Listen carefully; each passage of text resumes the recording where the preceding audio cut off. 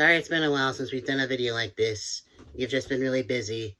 But anyway, I'm so excited because this week we get to review the first 3 Ratchet and Clank games. Without further ado, I'm going to hand it over to Tristan for the first segment.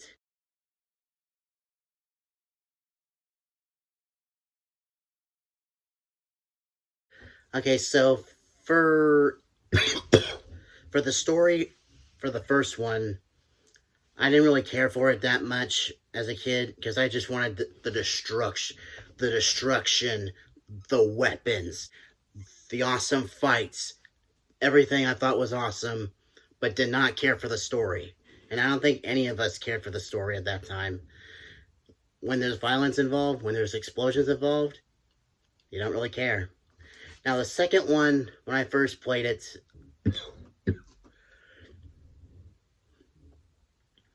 I cared more for the story than the weapons and destruction.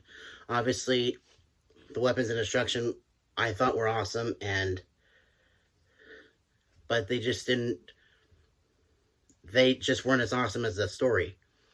Now with the third one, oh hell, it just getting better and better. I really liked the story in the first one when I got older because, I mean, he's betrayed by the man that he looked up to in Captain Quark. And at the end of the first one, he gets his comeuppance, and it's hilarious.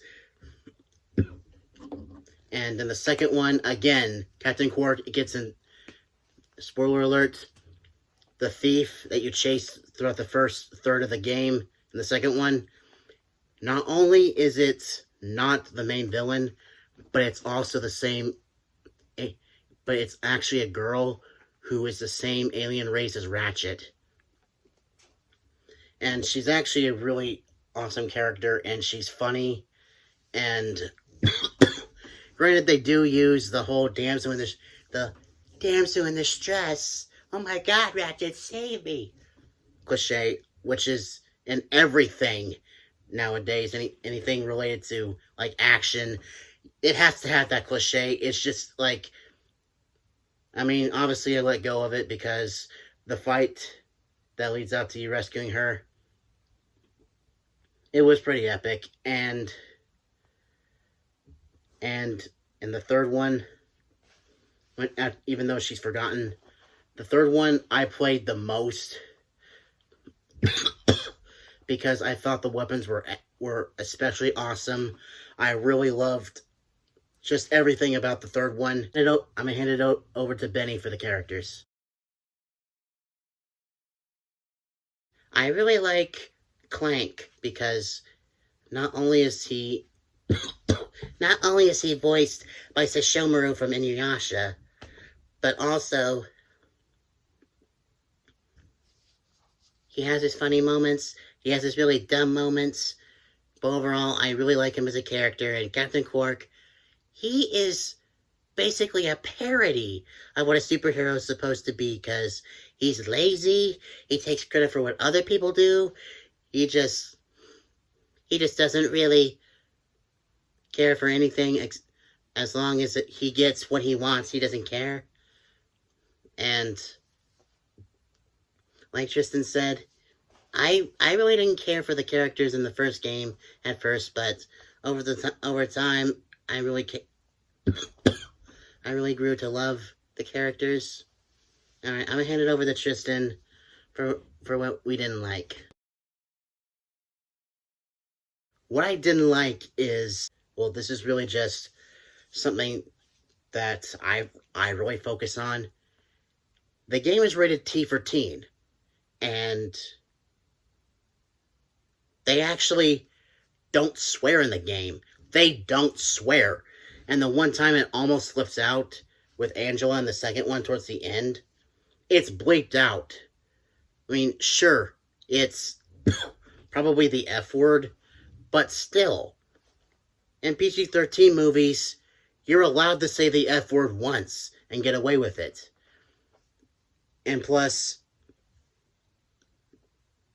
you know, Captain Quark's a freaking moron. It's just like, You went from being the world's most respected superhero to being a nobody, and then working with Drek,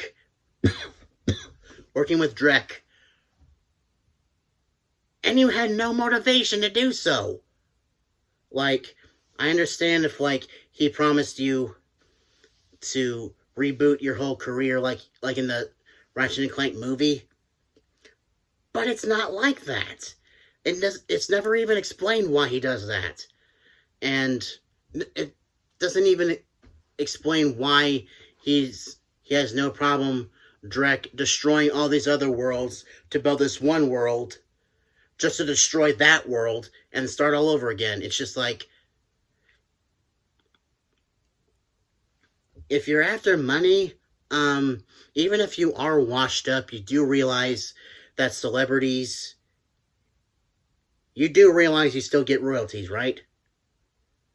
Just, I've never gotten Quark as a character. Of course, I do laugh at him because of how stupid he is. And I'm so glad in the first two games he does get his comeuppance in the end. And one last thing that I didn't like, they cut Angela out of the third one. And then, like, throughout the series, she never comes back. Like, what the hell?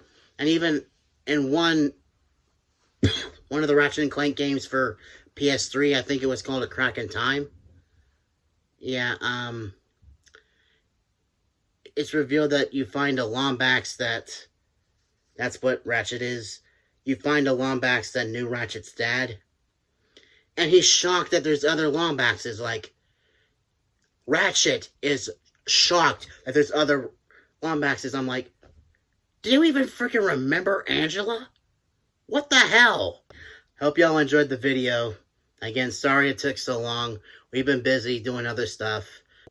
I'm so glad we got to do this video because I love the Ratchet and Clank games despite my criticisms of it. I freaking love these games. That's all I have for y'all this week. Until next week, stay positive and stay awesome, everyone. See ya.